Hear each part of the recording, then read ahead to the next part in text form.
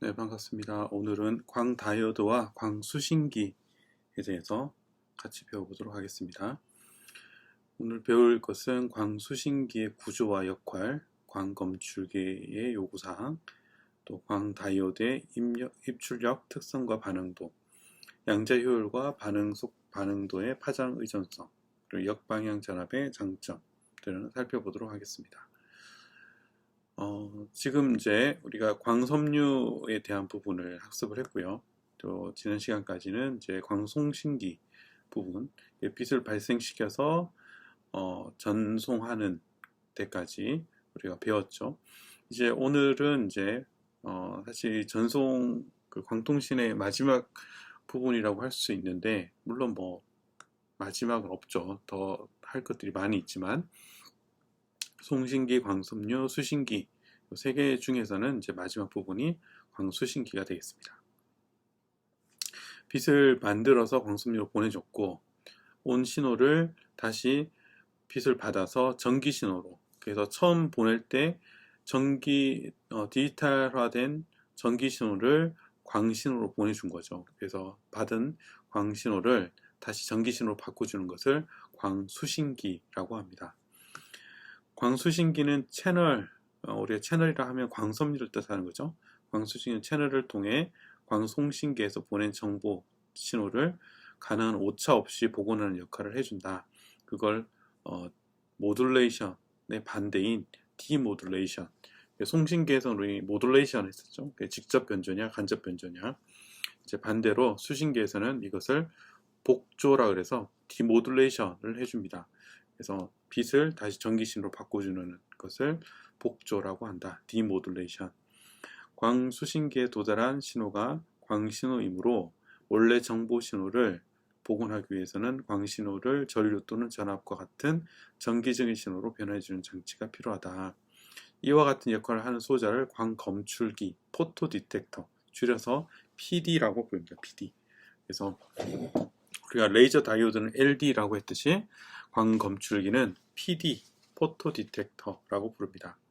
또는 이제 포토 다이오드라고도 부르는데, 다이오드는 이제 칩 단위의 이 검출기 소자라 그러면, 광검출기라고 하면 칩에서 이제 일렉트릭 서킷까지 다 포함한 것을 포토 디텍터라고 부른다 라고 보면 되겠습니다. 여러분들이 실험에서 광을 검출해서 이렇게 그 검출 값을 보여주는 그 장치, 전체적인 장치를 포토 디텍터라고 보시면 됩니다.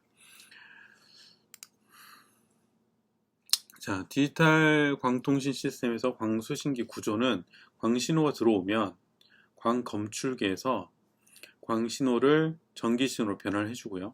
그 다음 증폭기에서 이 변환된 신호가 미약할 때는 전기신호로 증폭을 해줍니다. 그런 다음에 판별 회로에서 디지털 수신기에 필요한 회로인 0 또는 1, 이게 0인지 1인지를 판별해 주는 거죠. 들어오는 신호가, 광신호가 0과 1의 디지털 신호이기 때문에 이게 0인지 1인지를 판별해 주는 판별 회로가 있습니다. 그래서 결과적으로 0과 1의 전기 신호가 출력이 된다 하는 것이죠. 그래서 수신된 신호에서 충실하게 원래 신호 정보를 복조하기 위해서는 광수신기의 성능이 아주 중요합니다. 광검출기는 광수신기의 성능뿐 아니라 전체 광통신 시스템의 성능을 결정하는 아주 중요한 소자이고, 광수신기는 핵심 소자라고 할 수 있습니다.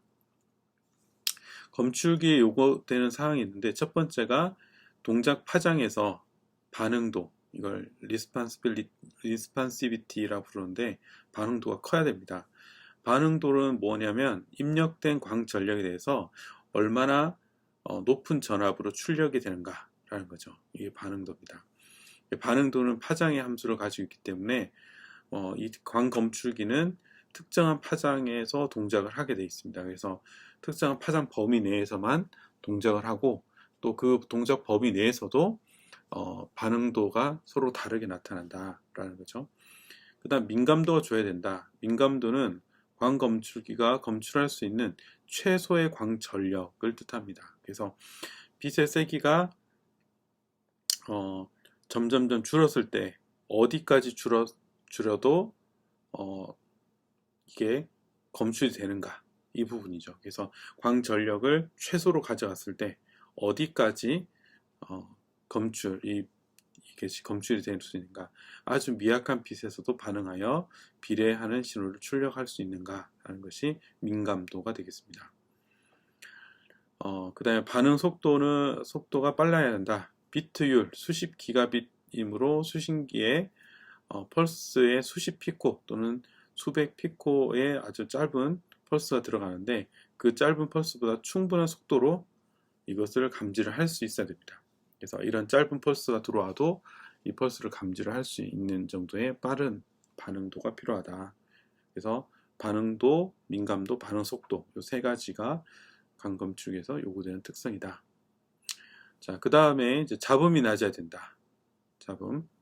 아까 여기 세 가지 더해서 잡음이 노이즈가 작아야 된다. 노이즈 부분은 이제 다음 시간에 살펴볼 텐데요. 노이즈. 그 다음에 신뢰성이 좋아야 된다. 그래서 같은 광전력이 들어오면 항상 같은 크기의 전압이 출력이 돼야 되는 거죠. 그래서 신뢰성이 좋아야 되고요. 동작 특성이 안정적이어야 되고, 크기가 작아서 광섬유와 결합하기 쉬워야 되고요. 동작 범위가 넓어야 됩니다. 자, 여기서 이제 동작 범위라고 하면 광검출기로 동작할 수 있는 가장 낮은 전력, 입력 전력과 가장 높은 입력 전력의 비가 커야 된다. 한마디로 무슨 얘기냐면 광전력이 받아들일 수 있는, 측정할 수 있는 광전력 폭이 커야 된다는 거죠. 그래서 가장 낮게 들어왔을 때 하고 가장 높게 광전력이 들어왔을 때, 왜냐하면 디텍터가 아까 이제 민감도에서 잠깐 설명했듯이 광 세기가 점점 줄어들어서 어느 세기 이하로 내려가면 더 이상 안정적으로 감지가 안 되거든요. 또 어느 범위를 넘어서면 또 감지가 안 돼요. 그래서 그 범위가 폭이 넓어야지 좋다. 이것이 동작 범위다. 그래서 왜냐하면 작은 신호가 들어오기도 하고 큰 신호가 들어오기도 하니까 그것을 다 감지할 수 있도록 동작 범위가 넓어야 된다. 이걸 전문 용어로 다이나믹 레인지다 라는 것. 그래서 이 다이나믹 레인지, 여기서 신뢰성 또는 노이즈 이런 것들, 다이나믹 레인지 이런 것들은 여러분들이 광통신이 아니어도 또 많은 곳에 사용하는 용어들이기 때문에 좀 알아두셨으면 좋겠습니다. 특히 송신기와 광수신기 사이에 전송 거리가 동적으로 변하는 광통신망에서는 아날로그 수신기에서 넓은 동작 범위가 바람직하다. 이게 무슨 얘기냐면, 짧은 거리에서는 광섬유가 짧은 어떤 통신망에서는 광신호가 세게 들어오고, 만약에 먼 거리에서는 손실이 많이 발생하기 때문에 아주 작은 신호로 감소가 돼서 들어오겠죠.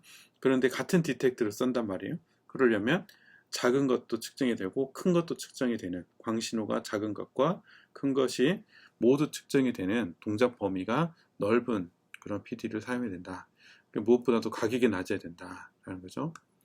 광검출기는 Si나 또는 실리콘, 그다음에 인듐 갈륨 아르세나이드 같은 반도체 재료를 사용해서 광다이오드, 포토 다이오드를 만들어서 사용을 한다. 이런 것이 되겠습니다.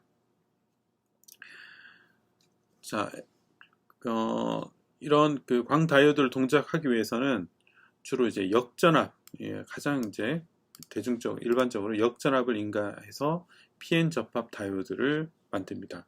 한마디로 우리가 앞에서 봤던 LED의 반대라고 생각하시면 돼요. PN 접합 다이오드에서 순방향으로 걸으면 빛이 발생하는데, 역방향으로 걸어서 들어온 빛에 대해서 전류가 발생하고 그것을 전압으로 환산해서 출력해 줄 수 있도록 한다라고 생각하시면 되겠습니다. 자, 여기 그림이 이제 PN 접합 다이오드에서 역전압을 걸었습니다. V가 0보다 작은 역전압을 걸어서 여기 공필층을 만들어서 외부에서 빛이 들어오면 전류가 흐를 수 있도록 이렇게 만들었습니다. 자, 이렇게 만들었을 때 역전압, 자, 여기가 지금 PN 접합 다이오드에서 순방향의 전압을 걸어주면 어느 전압 이상에서는 급격하게 이렇게 발진이 되는 거죠. 이게 레이저로, 이게 LED로 발진하듯이 이렇게 발진하는데, 역방향으로 그려주면 어느 항복 영역, 이게 무슨 얘기냐면 이 볼트 이상이면 그냥 무조건 통과가 되는, 이 영역 이내로 전압이 걸리면 아주 약한 포화 전류라 그래서 아주 그 조금의 전류가 이렇게 흐르게 됩니다. 그래서 거의 흐르지 않는다고 보시면 돼요. 흐르지 않는다고 보는데 그 뭐 아예 안 흐른다고 하기는 그렇고 약간 흐르는데 그게 마이너스 전류가 흐릅니다. 그런데 이것이 전압이 여기서부터 쭉 올라가도 이 항복 영역 전까지는 항상 동일하게 역방향의 포화 전류가 이렇게 흐른다. 근데 여기서 이제 빛이 입력이 되면 그 역방향 포화 전류가 입력되는 광의 세기에 따라서 점점점 증가되는, 그래서 이런 그 전류의 크기를 가지고 입력되는 광의 세기를 역산할 수 있습니다. 자, 살펴보면 이제 공피층에 빛을 조여주면 역방향 전류가 흐르게 되고요. 반도체 원자에서 구속되어 있는 전자 중 일부가 광자 에너지에 의해서 결합되어서 캐리어, 전자와 전공을 형성하게 되고, 그러면서 광검출기 소자로 활용을 할 수 있다라는 거죠. 이런 식으로 이제 그 전자와 전공으로 분리가 되면서 이렇게 전류가 흘러가는 것이 되겠습니다. 네.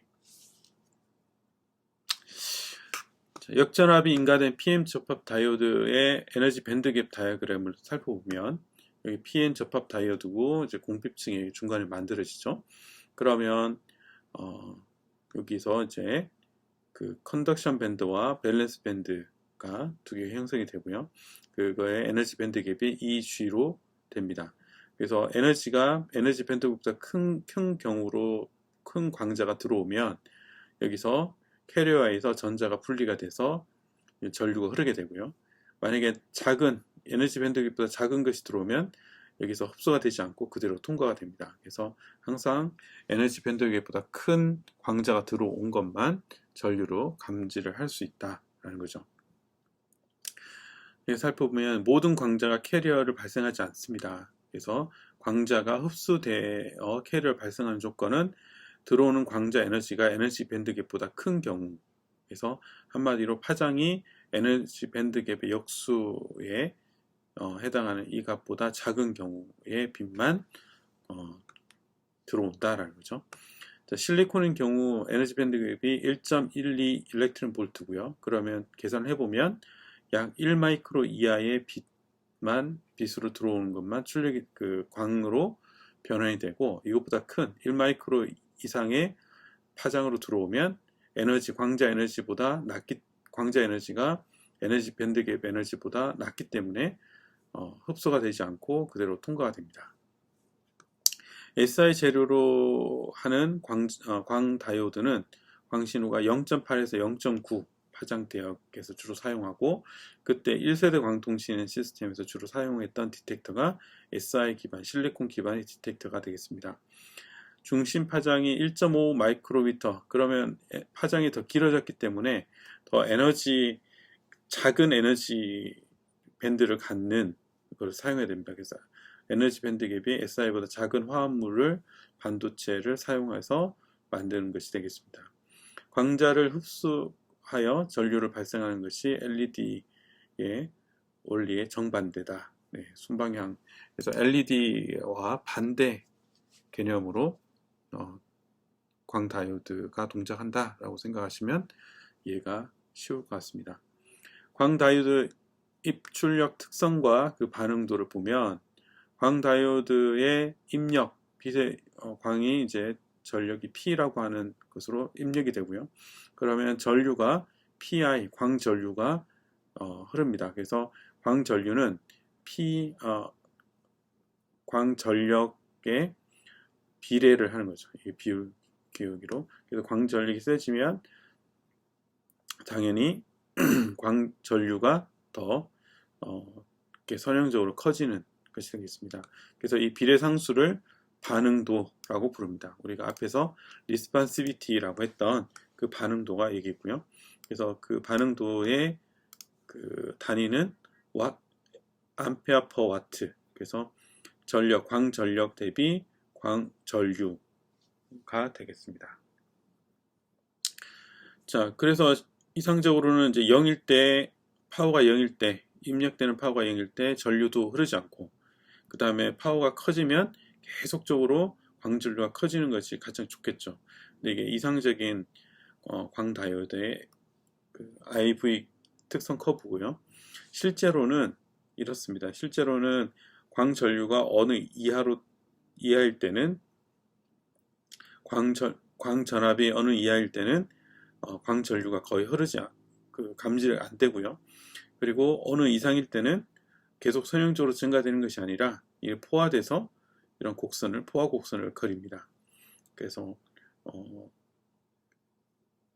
그래서 왜 어느 이하에서는 보이지 않냐 하는 것은 암전류가 발생하기 때문인데요.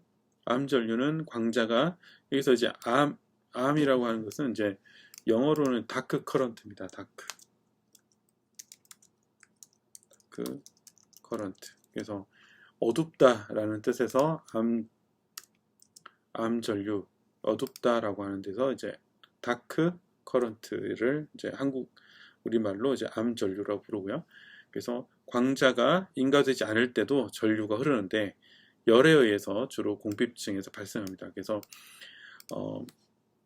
외부의 열적 효과에서 안에서 전자들이 우리가 그 TC 할 때 전자가 열을 가지고 이동한다. 열을 받으면 전자가 움직임을 훨씬 더 활발히 움직이거든요. 그러면서 전자가 움직이는 것은 전류가 되기 때문에 전자의 움직임의 반대 방향이 전류잖아요. 그래서 그 열을 받아서 전자들이 움직인다. 그것은 안에서 전류가 발생한다라고 볼 수 있습니다. 그래서 아주 일정한 방향으로 흐르지 않기 때문에 이게 그 전류가 아주 노이즈와 같은 형태로 발생하는데 이게 암전류입니다. 그것이 암전류가 이만큼 포함되어 있기 때문에 이거보다 작을 때는 여기 안에서 전류에 따라서 그 광전류가 있겠죠. 그런데 구분할 수 없는 거죠. 암전류와 광전류를 광전류를 구분할 수가 없는 영역이 존재를 합니다. 자, 그래서 이 암전류의 민감도, 이 암전류를 점점점 떨어뜨려서 이것을 존재하지 않도록 하는 거죠. 그래서 최근에는 이런 암전류를 낮춰주기 위해서 어떻게 하냐면 저온으로 그 디텍터를 이렇게 넣습니다. 그래서 마이너스 40도 이렇게 놓으면 이 전자들의 열적 효과가 줄어들기 때문에 이 암전류 자체가 줄어들어서 아주 작은 광 세기도 측정할 수 있는, 아주 민감하게 광을 측정해야 될 때 이럴 때 이제 암전류를 급격하게 아주 극단적으로 낮춰주는 방식으로 그 저온 장치, 그래서 그 저온의 헬륨을 주변에 이렇게 흘려준다든지 해서 그 디텍터를 아주 저온으로 만들어주는, 그래서 그 민감도를 높여주는 방식을 사용하기도 합니다. 근데 광통시에서 그렇게 하기는 어렵기 때문에 광통시에서는 이 암전류를 어느 정도 포함시킨 광다이오드를 사용한다라고 보시면 되겠습니다. 반도체 소자는 이제 전자와 전공 쌍을 가진 이제 수가 한정되어 있습니다. 반도체 소자에는 이제 전자와 전공 쌍의 수가 한정되어 있기 때문에 P가 정간다 해도 포화가 되는 거죠. 그러니까 광자가 많이 들어와도 이것을 분리해서 전류를 만들 수 있는 이런 전자쌍이 부족하다라는 거죠. 그래서 포화가 된다. P가 이제 반대로 너무 낮으면 암전류에서 구분이 되지 않는다. 방금 설명했던 부분이고요. 자, 양자 효율과 이제 그 반응도의 파장 의존성을 살펴보면 양자 효율은 단위 시간당 입사되는 광자의 수 분의 단위 시간당 발생하는 전자의 수가 되겠습니다. 이 양자 효율은 우리가 LED 양자 효율의 반대입니다. 딱 반대죠. 원래 LED는 입사되는 입사되는 전자 대비 발생하는 광자의 수가 양자 효율이었는데, 디텍터는 이거에 반대로 입사되는 광자 수분에 발생되는 전자의 수로 됩니다. 그래서 이 양자 효율이 효율식 자체가 반대로 만들어진다. 그래서 결과적으로 P와 IP, 그러니까 P는 광전력, IP는 광전류가 되고요. 람다는 파장, Q는 전하량, H는 플랑크 상수, C는 빛의 속도. 그래서 이 부분이 다 상수죠. 물론 람다가 파장에 따른 변수가 되긴 하겠지만, 자, 이것을 가지고 이제 계산을 해보면 우리가 반응도, 앞에서 살펴봤던 반응도는 P분의 IP잖아요. 그러면 1.24분의 에타, 그 다음에 양자 효율, 그 다음에 람다가 됩니다. 여기서 보시면 1.24로 돼 있죠. 우리가 전에 LED 할 때는 1240 이렇게 돼 있습니다. 기억나요?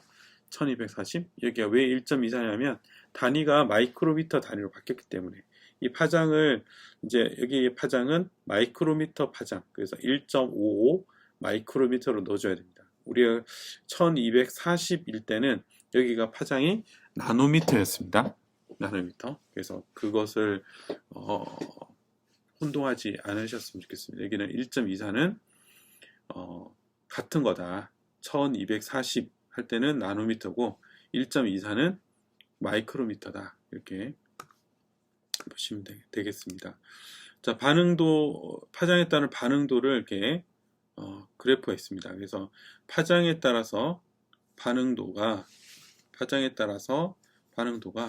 이게 파장과 반응도가 비례를 하죠. 그래서 비례를 하기 때문에 파장이 커지면 점점 반응도가 커지는 비례식을 가지는데, 실제로는 이렇게 비례를 하다가 급격하게 줄어들죠. 왜 줄어드냐면 우리 앞에서 살펴봤듯이 광자 에너지가, 파장이 길면 에너지가 작아지잖아요.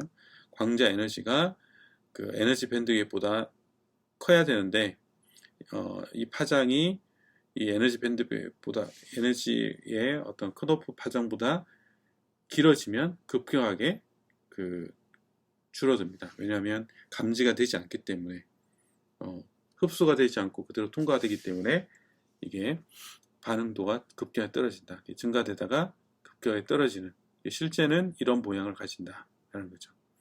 반응도 식은 이게 선형적으로 증가되는데, 이 에너지 밴드갭을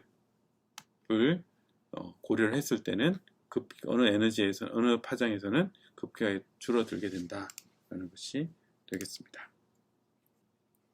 그래서 이렇게 보시면 이제 실리콘, 저마늄, 인중 갈륨 아르세나이드 이 세 가지 종류의 반도체 재료를 가지고 광다이오드를 만들었을 때 이런 양자 효율을 가지는데요. 그래서 파장에 따른 SI는 이렇게 해서 제일 큰 데가 0.9에서 반응도가 0.6 정도 나오고요. 그 다음에 그 후로 급격하게 줄어듭니다. 그 다음 저마늄은 한 1.4에서 이렇게 증가됐다가 1점 최고로 갔다가 대략 한 0.5% 정도, 0.5 정도 반응들을 보이다가 그 다음부터는 급격하게 줄어들고요. 일단 인륨 갈륨 아르세나이드는 여기서 파장이 한 0.9에서부터 쭉 증가되다가 어디까지 가냐면 1.6 정도에서 거의 한 1 가까이, 아주 반응도가 좋죠.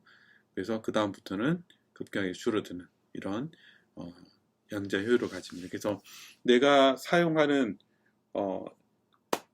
그 LD 또는 LED의 파장하고 광 다이오드의 이런 그 양자 효율 또는 반응도, 이것을 확인을 해서 그 파장, 내가 적당한 어느 디텍터를 사용하는 것이 가장 적당하고 효율적인지를 판단하시면 되겠습니다. 자, 그래서 두 가지 예제가 있는데요.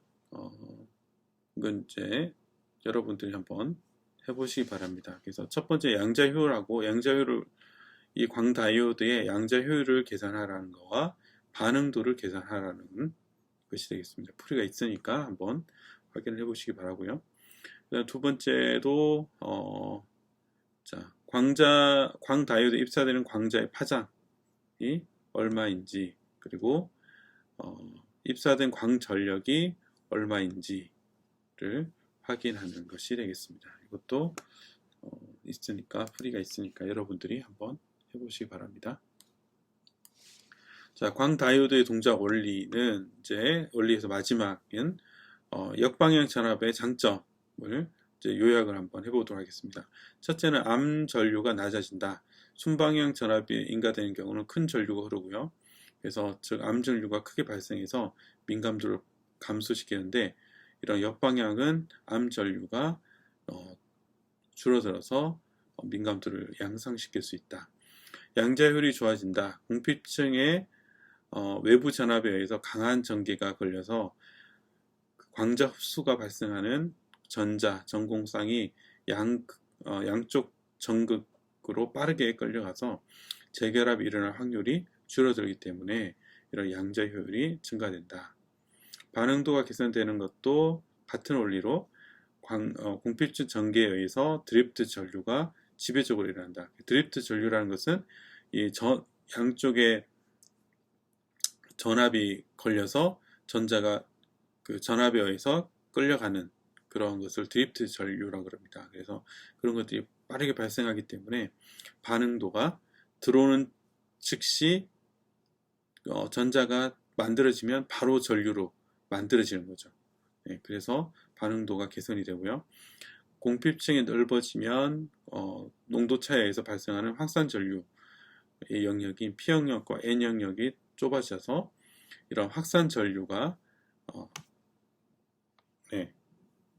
확산 전류가 이제 그만큼 줄어들게 되는 것이 되겠습니다. 그래서 선형성이 향상된다.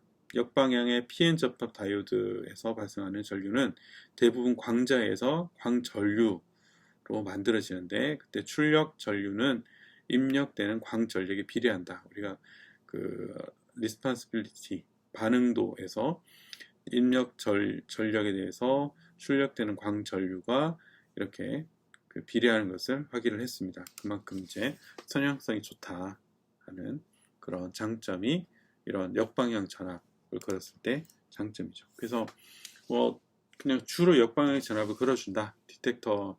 포토 디텍터는 주로 역방향 전압을 통해서 구동시킨다 라고 보시면 되겠습니다. 자, 그래서 오늘은 광수신기의 구조와 또 각 블록의 기능들 이해했고요. 광검출기의 요구사항들을 살펴봤습니다. 그리고 광다이오드의 입출력 특성과 반응도를 이해했고, 양자효율과 반응도의 파장 의존성을 살펴봤습니다. 그리고 광다이오드에 인가되는 역방향 전압의 장점을 이해를 했습니다. 자, 오늘은 여기서 마치도록 하겠습니다. 수고하셨습니다.